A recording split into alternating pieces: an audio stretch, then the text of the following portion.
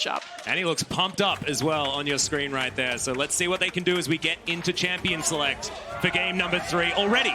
Cat on a Book going to be banned away, not going to be able to augment the power of BRTT this time around. The man has been synonymous with Brazilian League of Legends for so damn long. Fantastic to see him on the stage once again, as the Draven is banned. When the LCK 3rd seed pays you respect. Well, I mean, to be honest, they've banned a few Dravens so far. Nicky was like, he's a Draven player, I'm not dealing with that. Yeah. Ghost, our resident Draven player of the LCK, yeah, that was what Damwon decided to get rid of when up against Sandbox Gaming, and it's going to be the same here up against Flamengo, who are taking away the power picks on this patch, and then Canyon's Gragas going to hit the bench. Of course, in Korea, Gragas, the priority, gigantic on 9-16. But that's the priority on a Renekton first pick. And we've been talking about it a little bit throughout the day, that it feels like teams are misplaced. Damonte and Clutch really kind of got, I'm going to say, soft flamed by their priority on the Renekton. We just saw Quinn taken into it and how abusive it can be. So let's see what Damwon have in store with this pick, or if Nuguri or Showmaker are just so much better at piloting this champion. Already, I like how Flamengo's composition is coming together. A lot of space control, a lot of zoning capabilities with the Nico and the Thresh, often paired together as Canyon gets his hands on his favorite champion at the moment. It is the Taliyah. And speaking of favorite champions, of course, Nuclear going to go towards the Kai'Sa if he can get it.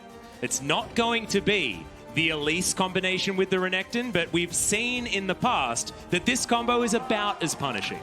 Yeah, there's still so much potential for getting around the map as quickly as possible, setting up that dive. You don't necessarily need your jungler to take the damage when you have a Renekton, pending on the matchup there. So my eyes are on Robo. What is he going to find? Is that going to be the Nico in the top lane for him in a ranged matchup to try to deal with this Renekton? Or when he sees the Taliyah and the potential of a dive coming in, is he going to look for something that's, okay, you're going to dive me and I need to be ready to take that type of aggression? Well, still yet to know who's going to be playing the Renekton. My feeling is that it's going to be Showmaker. He did play a lot more games on the champion, and Damwon do love to pick late for Noguri. They like to get him into a position where his pick is providing as much surprise as possible. And look, albeit they are on the blue side, so not able to really surprise Flamengo that much. But as we're seeing in the bans, that Xayah that we were talking about before is going to be taken away from BRTT. Barrel's Alistar might make it through, however. Yeah, that could be frightening. That being said, I mean, how worried are you about it? I'm very worried. Pretty worried. They're pretty worried. I think you have to respect ban Alistar, especially at this stage in the World Championship. Again, we'll probably see Barrel pull out his Alistar at some point during this championship. He is amazing on it. He certainly is. I think that Barrel's Alistar is not necessarily a laning phase ban. And I think that if Flamengo are going to attack Damwon, they need to attack the laning phase, which is what my argument would be for leaving the Alistar available. Because I feel like if they're getting to a point where, you know, Damwon are comfortably team fighting, then you've probably got pretty close to losing anyway. This is probably going to be BRTT's pickup right there. Okay, so I did want him to go for something with a lot more firepower in the lane phase. He had a couple of different bans thrown at him in the Draven and the Xayah, so I was like, he's got the access to things like Lucian, like Caitlyn, like Ezreal. Now the thing is whenever Caitlyn's in a game in Europe, is they decide to split the map and force vertical jungling. So Caitlyn has to play weak side, and she doesn't get to abuse her long range and how dominant she is in the map. I'm unsure if Damwon will look to do the same thing, but typically Caitlyn as a pick doesn't work in the LEC because of that strategy. Well, this is most likely the rise in the hands of Noguri, as Barrel's going to lock away the Pyke. We've got Pyke Kai'Sa against the Thresh and the Caitlyn on the bottom side of the map. Certainly spicy, but that range advantage is certainly going to be there for BRTT. And it could also mean that Barrel doesn't have to sit in that lane phase. You know, if things start going sideways in that 2v2 bot side, Barrel can be like, see ya, mate, just hard farm this one out. Caitlyn's going to push it into you, and he starts roaming around with Canyon. Well, that is an Aatrox, and that is still going to be locked in. Flamengo valuing the comfort on the champion, regardless of what the numbers may say on 9-19. And of course, if you look at the recent nerfs to Aatrox, it was his wave clear that was particularly hurt. Lost a lot of damage when he's using that Q on the minions itself. And that means that he doesn't just get to force you under a tower and kind of chunk you out with those Qs. Still, if he lands triple Q on you, it is going to hurt. But against something like a Ryze who can root you up and kind of maneuver around you, I think this is going to be a really tough matchup. Yeah, could be really scary here as we expected. Showmaker is looking like he's going to be on the Renekton. 21 seconds.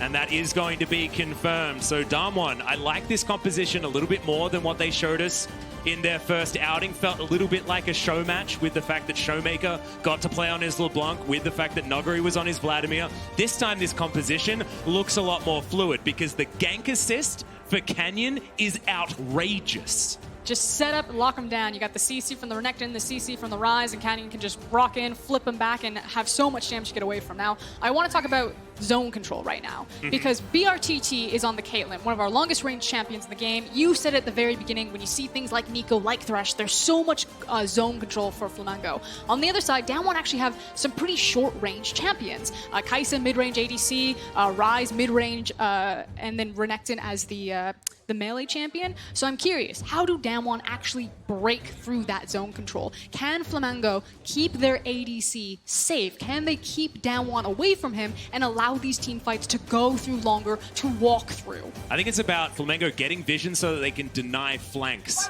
from Damwon, if it's going to be me. But, ladies and gentlemen, here we are, our third game of the day. Damwon taking on Flamengo.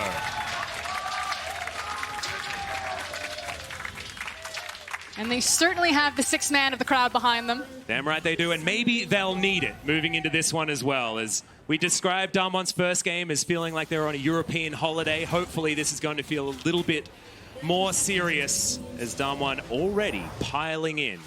I mean, if they want a vacation in France, they definitely need to tighten things up. Yep. Again, we talk about that blueprint that Royal Youth were able to run through at Damwon and really punish Nuclear and Beryl in particular. So we'll see. I talked about the split map that usually happens onto Caitlyn to force her to play weak side so she can't be really abusive. You do see an immediate invade and a lot of vision being placed around, figuring out where Shrimp is going to start on this Rek'Sai. So my eyes are on Canyon's pathing and what he's going to do with this information. Yeah.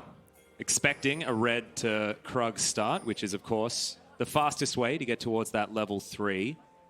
An understandable thing. As you can see, a potential interesting situation if you're looking at the vision, but it's not actually BRTT up there. There have been some lane swaps across the world, but we'll see.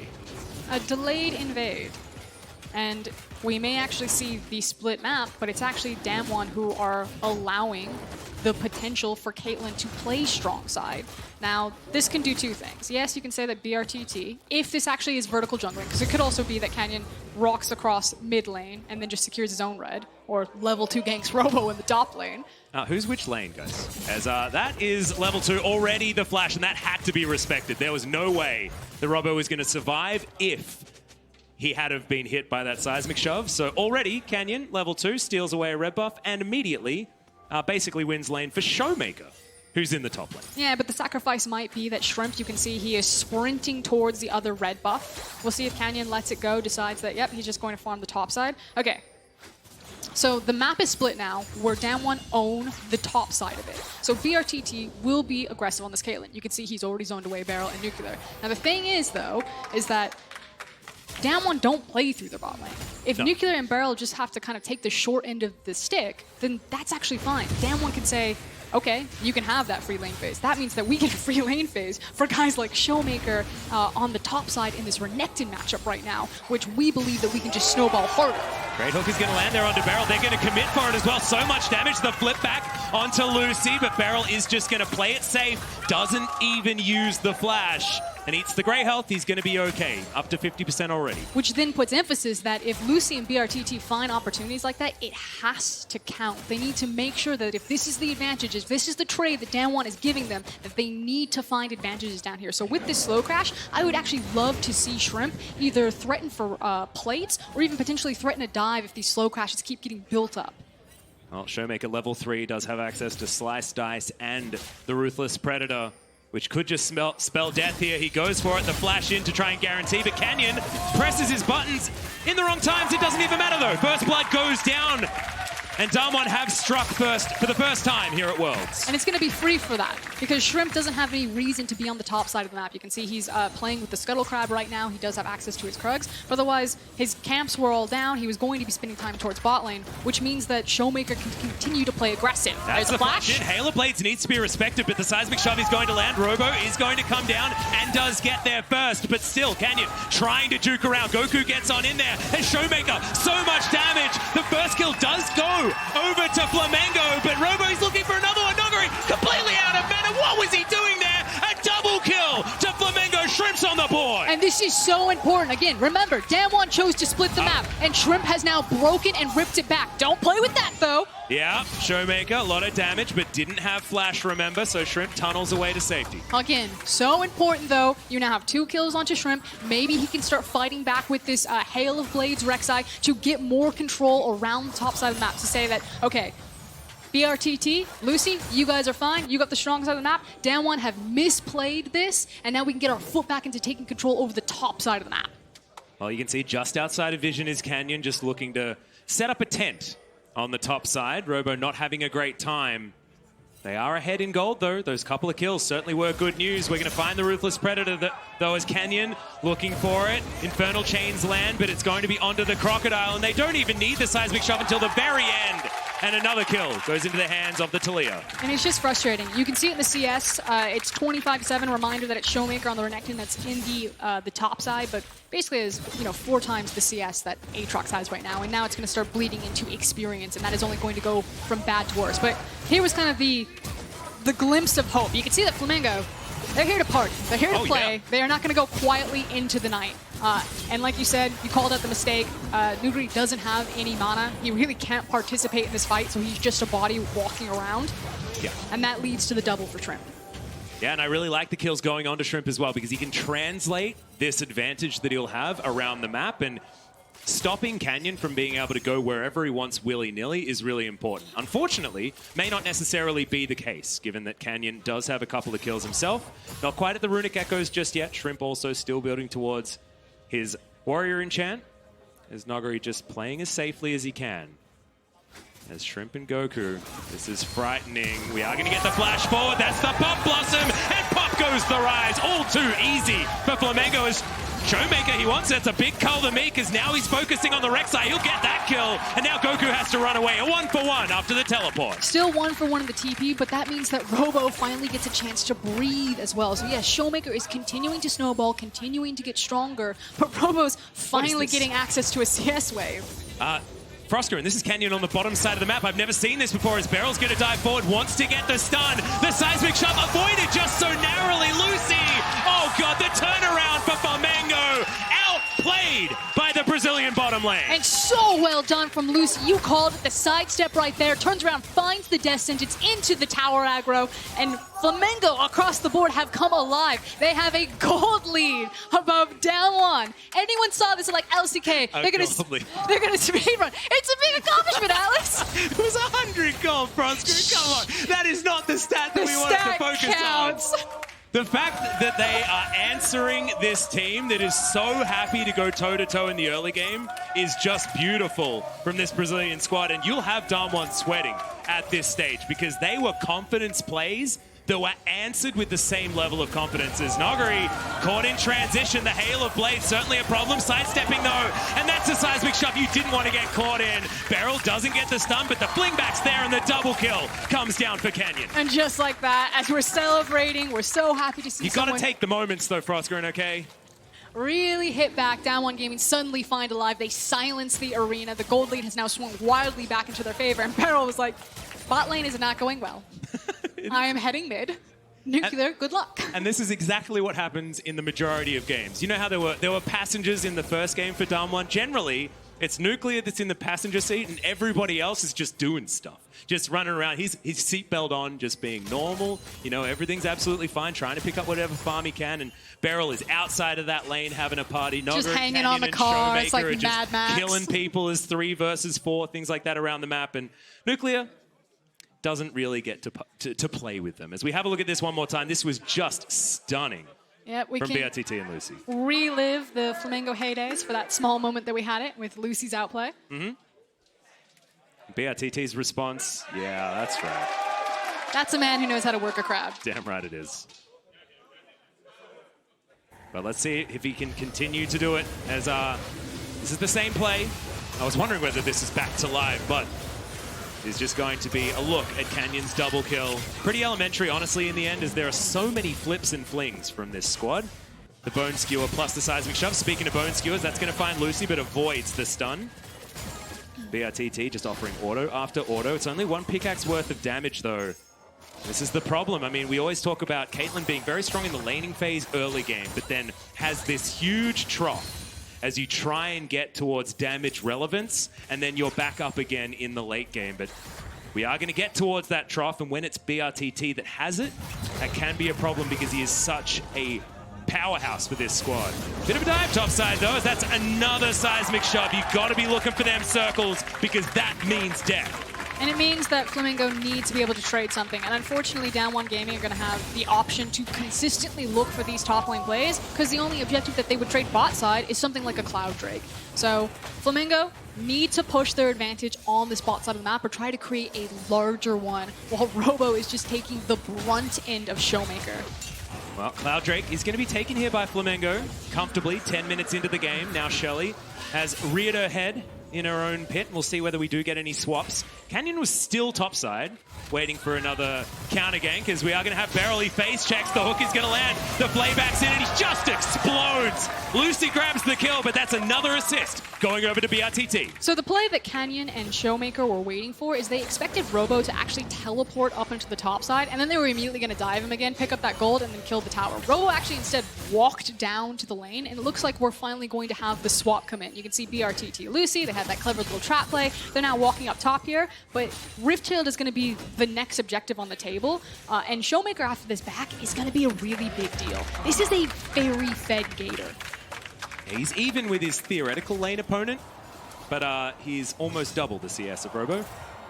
He's had a really rough time. Back is going to get channeled, but Goku going to stop it, so a little bit of a spanner in the works there. And it just means that Flamingo have to be now very creative about how they want to contest this Herald if they do. Because Showmaker will make his back, he's going to be very strong. Spear of Shojin now comes back in, and as long as he's there, like, Robo doesn't count as a person right now. He's got a Kindle Gem and some brown bags on his feet. He's got the soldier build plus an orb. Yeah, he needs time to scale up. So this should actually be, if it's just clinical setup, a free objective for Damwon, and then there's just really nothing on the map that Flamingo can trade for it. So at this point, Flamingo wants to either figure out how they can break this either through a pick or try to stall it out. Otherwise, Damwon are like, let's get this Rift Herald, let's continue to snowball on this Renekton, and as long as he's there, we are so much stronger. Yep, Noguri with his teleport available. Showmaker's about to come back up, but that means Noguri is going to have bottom lane duty up against Robo there. So finally, we see top laners actually meet after our weird lane swap that we had earlier on. And it's 2.5k the lead. You can see the kill score is very even, but that first turret blood going down and all of the plates that Damwon have been able to take and the lack thereof on the side of Flamengo is really ballooning this one a little bit out of control. Still not out of the woods just yet on Flamengo's side, and they will have opportunities as this game goes on because, like we were talking about before, the way they play their composition, the way this composition is supposed to work, there are ways that they can attack the low range of Damwon like you illustrated earlier on. Yeah, but that means that BRTT again needs to be ahead of the clock, and if you look at the total gold, he is very far down in terms of what the itemization has. You talked about the fact that he didn't get any plates in return, so this still feels like a very heavy win for Damwon Gaming as far as this early game is concerned. And has rushed the Spear of Sojourn as well. We've seen a lot of Black Cleavers, we've seen some tank Renekton's, but this is Showmaker wanting to be able to be a Showmaker in some of these team fights in this mid game. And Spear Sojourn's just so strong because you talk about team fight and the fact that it gives Renekton really strong team fighting, but also just makes him a great duelist as well. Like best of both worlds. Allows him to do lots of stuff when he presses R. Here's the TLDR. And Shelly gets her eye poked out and will now get taken down. Canyon will have his choice on where to put it, and I have a feeling that mid lane could be an opportunity as Beryl goes underwater, looks for Goku, but doesn't get him, dodges out of the way and is going to survive as Shelly is just plugged into the river and will now set up for a charge on this outer turret mid. Minion waves are going to crash, but charge. Is it actually going to get set up? Because you can see minions getting in the way for the moment, but it looks like Flamengo not going to be able to get rid of her. She will get that charge off successfully and gather some more of that plate gold. Yeah, but just a plate gank right there. Flamengo successfully collapsed around their mid lane tower to make sure that it didn't translate into the objective. But that's what we were talking about with Damwon. Using the Rift Herald, continuing to snowball, getting that gold on necessary characters. And now we can start kicking them out into their side lanes and testing Flamengo's lane assignments. Because I don't actually know who can survive with Showmaker's Renekton at this point. And Nuguri slowly but surely is building towards his Seraph's Embrace. We'll see what he goes for next, but he has decided to just rush that item. But we know that the last time I saw Nuguri's Rise, he just sort of sat in a side lane and destroyed his lane opponent as far as the farm is concerned and things like that. And then at about 25, 27 minutes, won the game by himself. And I think that's kind of going to be the formation from Damwon, at least what they're looking to do here. It's going to be... Okay, Pop Blossom comes in. Immediately the flash from Nuguri, though, as he's trying to turn it around. 1 versus 2. This guy's a madman. And Flamengo are just going to run for the hills. It's going to be a setup where you have Nuguri and either Canyon or Beryl with him, and then Showmaker with either Canyon or Beryl. You have kind of these 2 roaming pieces in your Talia and your Pyke, and then your 2 solo laners. And they're just going to force the lane assignments from Flamengo. And Flamengo are making the right call, trying to look for those picks like that, you know, using the Nico ult, trying to find the flash, trying to catch anyone out. But if they don't capitalize on it, they are still slowly losing the map. Well, Ocean Drake going to be the first dragon that Damwon are going to go for. Of course, we got very used to Oceans with our, I believe, 8 of them that we had yesterday. It was a ludicrous amount of Ocean Drakes. No, it was only 7. Only 7. We were spared, but Ocean Drake going to go over to Damwon. They gather it just to cycle towards the next one, which will be the Mountain Drake. And now we're entering this trough for Flamengo, where their only options were to look through picks with this this Nico and her CC setup. Gonna try it again. If you don't succeed, bring a friend and try again as Nuguri. 4 people around him, and he should get taken down, but Seraph's had completed. He survives for a little bit longer, and now Showmaker jumps on top of Shrimp. Pop Blossom's there, finds no one as Beryl looks for the reset, but doesn't get it. The Void Seeker comes from the back end, and Nuclear locks him down, and Showmaker is underneath the turret, feeling comfortable, but now Robo's turned up. If he gets some of these kills, it's going to be so huge, but he can't find any. Finally, the root comes in, and Goku locks down Beryl. And that is exactly what Flamengo needed. They force the play again. They say, this is our only option. We have to throw everything in the kitchen sink, and they find it. Oh, BRTT caught out. No, it's okay. Land. But were we expecting, Frosker, and I'm sorry to cut you off, were we expecting this game to be this heart-racing? Because Damwon, once again, very, very even when we're trudging through the mid-game. So here's my thing. When teams like to fight a lot, which Damwon does sometimes have that reputation, you can't just have like a timeout, like a gentleman's agreement, and say, no, can we just slow down a little bit? Like if a team wants to step 2, the only option that you have is actually to match. And it's kind of why when you watch like the G2s and the Fnatics, the FPXs, like when you have an LPL team in a game, it's probably going to look really bloody and really messy, but that's just kind of the nature of it. You don't get to play slow against that type of style. So I like the fact that both teams are willing to get dirty and throw some punches here. Yeah, if you can force that style, it is certainly worthwhile, as Robo does dive on over. Nuguri and Canyon certainly forces to be reckoned with, but not going to go 2 versus 2 in this instance. And Goku's going to successfully save his top laner. 0, 3, and 4 on the Aatrox, but he has been able to claw back a few more of them minions. Now the thing is, oh dear, while plays like this are working and they are killing people into the side lanes, it's not necessarily translating into objectives for Flamengo. It is a proactive play that doesn't turn into a tower or a dragon or a baron. And it's also expending a lot of cooldowns, a lot of teleports, and a lot of flashes. And so, unfortunately, it means that you're missing those vital cooldowns when a team fight that Damwon happened to win is around an objective like a tower, a dragon, and a baron. And I feel like that's been the story of this game so far, that Flamengo are finding these windows, they are winning some of these fights, but it's not at the right time to maximize what they're taking away. I feel like Damwon want to start a fight at the moment because there are no flashes on Brazil's side. Nuclear, the only man on the map that does have one available. He is getting towards his Rage Blade, slowly but surely, but sneaking away that kill was certainly good for the Kai'Sa that has been outranged this entire game. Damwon closing in onto Goku, but a bit slippery on the Nico. and isn't going to be dying here. I think they're going to dive BRTT. Well, can they actually do so, as we've got another dive coming in, as Nogari spotted on the Tremor Sense. Gets himself away far enough. They're looking for the Talia ultimate, or threatening with it, so this is a really good response from Shrimp and Lucy, that they, Damwon have lost members where Flamingo are, so they're respecting the potential that Flamingo have brought the resources, but it does buy time in the end for Damwon's Showmaker to get this bot tower. Yep, Showmaker going to be the one that makes that play worthwhile for Damwon. Of course, Nogari forcing so much pressure there on that top side. You can see still surrounded by Flamingo members, even if it is just 2 of them.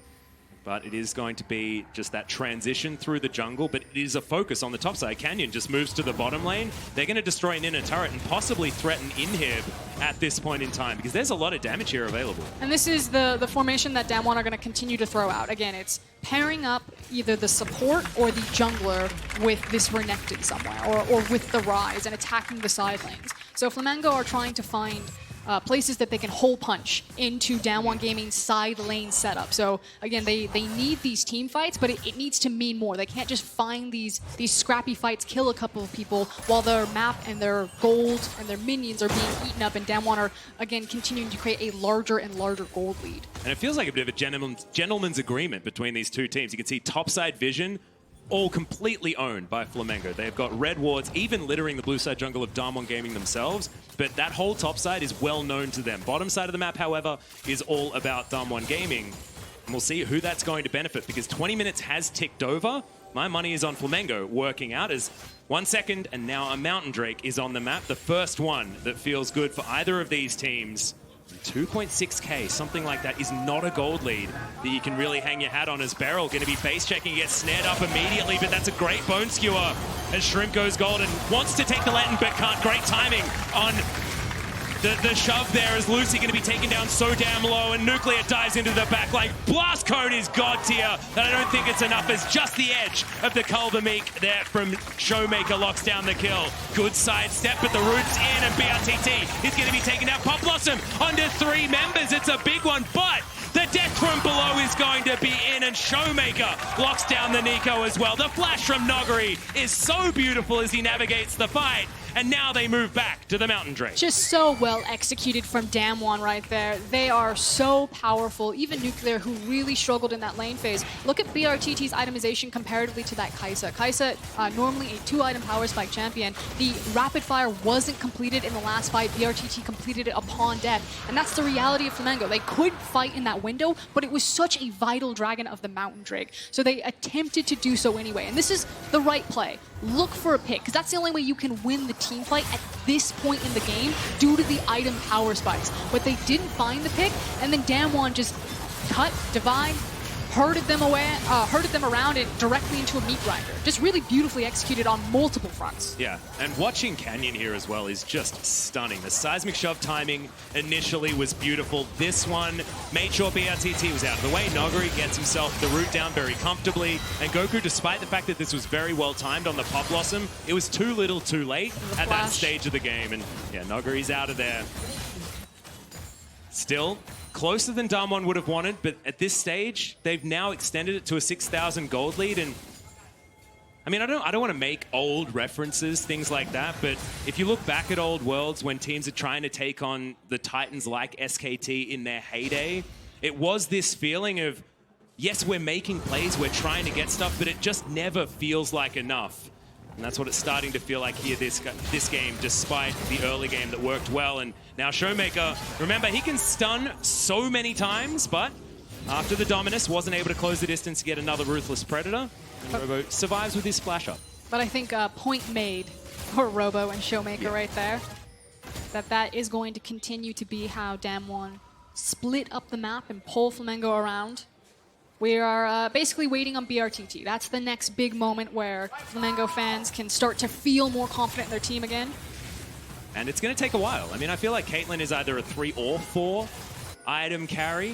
You really do need to invest to try and get her there. Unfortunately, I think because Renekton is so far ahead right now, and he's able to get some of his defensive-ish itemization out, that it's actually going to be a 4-item Caitlyn, because she's going to need access to more DPS than just the 3-item. Yeah, I think Mikura's Scimitar will need to come in, and we'll see what else BRTT is going to go for. I will say at this point in the game, Caitlyn doesn't necessarily have to be that big team fighting threat. With the rapid fire cannon and then just headshot, she can actually be used as a poke champion, like what she just did to Nuclear right there. But then that means that our eyes are on Shrimp and Goku as kind of the follow-up. So if BRTT right now is literally just a poke machine, you need Shrimp and Goku to follow up on that poke damage. Well, there's ults traded here between Showmaker and Robo, but I like it. Just gets the heck out of there as soon as he sees the ultimate button, because it does a whole lot more with that Spear of Sojin online. Speaking of items that are online, Noguri does have his Spellbinder. He needs to be really careful. Showmaker. He's hungry for some Caitlyn. Not going to get him as Lucy tagged by the Void Seeker. I think they're in trouble. Yep, Canyon, he can set up a wall if he wants to. He's holding on to the button for the moment. It was looking really dangerous there for Flamengo, but they do survive the storm. 2 minutes, and we've got a Cloud Drake on the board, and the Baron is still not really being looked at by either side. No wards inside the pit, but you can see Damwon with a lot of control wards around it. Noguri very comfortably just farming minion wave after minion wave. Just going to soon be that Rise threat that we know he can be. So I felt that they were waiting for specific itemization to come in. So Showmaker has just now completed his 3rd item. And so normally when you see a team, especially one as practiced as Damwon in their Baron setup, not turn towards the Baron, it feels like they're almost extending the farming portion of the game and saying, okay, as soon as I get this item, like I'm close to it, we might as well wait for it before they start setting up the fight. So I think that's what is about to happen. We now have the backs in from Damwon from all of this farming that they've been doing. You have Showmaker, who is setting up the bot lane wave, has access to his TP, and it's going to be the setup for the Baron in the next 30 seconds to probably a minute and a half. And Flamengo recognize this. They're like, okay, you know, we can no longer deal with this side lane threat. We need to quickly get in here, place as much vision as possible, and then again, stall out this potential Baron. Well, that's a great block there on the Bone Skewer with the Shape Shifter coming out from Goku. But you can see Renekton has pushed that minion wave all the way towards the inhibitor turret. Now Lucy tagged once again. There's a fair bit of damage actually coming out of Nuclear. Showmaker's behind them. Judges forward.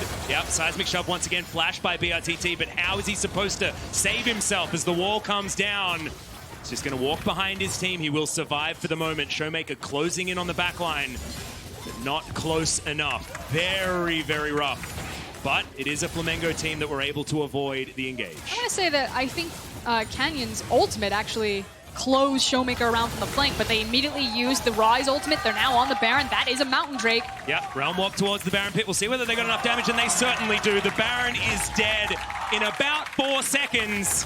And Lucy now flashing to try and get a play, but misses the hook. It's a fight on a couple of fronts as Noguri's trying to get out of the way as the Seraph Shield is gigantic. The rest of the fight is going well, though, as the Rek'Sai does eventually take down the Rise. But now the resets. The Pop Blossom comes forward, but it's under a Golden Canyon as Robo's down to about half. Shrimp is out of this fight, but Goku's landing the snares. Can he get it again? No, he can't. He's diced up by the Crocodile as Canyon out of mana, just driving by Nuclear. Grabs that kill off the back end, and it's an ace out of nowhere for Damwon, but it looked so close at the beginning to being good for Flamengo. Except when you put your eyes down on Showmaker, who just watched through this replay, this man is like 1v3 at some points, 1v2 for majority of it, but just no one can stop him. Look at the damage that he's doing. Robo and Shrimp are just playing with this giant gator while his carries are being obliterated. That was the problem, and it felt like there was a bit of tunneling onto Noguri there, which allowed Showmaker to get so much free damage unanswered. And I can't even blame Flamengo for that, because you look at Noguri's name, you're like, I want to get him out of the team fight before he does so much DPS like you can do on the Rise. And unfortunately, despite the game plan being understandable, it didn't work out, because like you say, when you've just got the backlines fighting each other, just wasn't good enough. Speaking of not good enough, this is what happens. The damage trough that BRTT is in right now, that low damage number is purely based on the champion that he is at this stage of the game. It was felt like a handshake from Damwon to split the map. Looked good for Flamengo when, you know, Shrimp picked up those 2 kills, but otherwise it has just been all downhill for Showmaker versus Robo in that top lane. And because, again, Renekton is so far ahead of the clock, BRTT doesn't need 3 items, he needs 4 items before he can even do any damage to Showmaker. And unfortunately, Flamengo just don't have the damage to deal with Damwon's threats right now. Yeah, and we talk about the Caitlyn and trying to get online at 4 items and things like that, but if the game is accelerated out of your control, you look at Damwon and they've got Rise. Massive late game damage, and Nuclear is the AP Kai'Sa already has those first 3 items that you need in the Nash's Tooth, the Rage Blade, and the completed Muramana. Now with a pretty cool stick on top of it as well in the needlessly large rod, just boosting up that Void Seeker damage. You can see Lucy taking a lot of poke from this particular Kai'Sa as they've split the map. You've got a Crocodile top lane, you've got a Kai'Sa mid lane, and the rest of them are hanging around the bottom side. Robo caught behind the wall, wants to Umbral dash in, but not going to be able to. Has to take a Lantern in order to get out Showmaker. In the meantime, 1v1 against Goku, but is he going to be able to get held down? That's what this comp could theoretically do. The Colomik is gigantic. The rest of the team coming on over. It's a 1-for-1 so far, as the death from below did register. Lots of money as Noguri picks up yet another kill. But the towers are crumbling, and it's too little too late from Flamengo. There's one inhib, looks to be followed by 2 more. Damwon could look for the end here. Yeah, Lucy just dies as an afterthought. As Robo now snared up Noguri underneath turrets. He loves it here. That seems like his natural habitat. Getting towards the fountain, the pullback beautiful by Beryl, but Robo does have some of the damage still available. Gets one of them. It's just not enough. Flamengo on their fountain. Nuclear now playing Gatekeeper as Nexus turrets are getting destroyed. There are 4 billion minions as they're on the fountain. Robo is taken down as the minions are taking up the damn fountain laser. As now Goku's going to fall. Nuclear's going to use his flash because he may as well. And finally, the Nexus gets its due. Damwon 2-0 on their first day.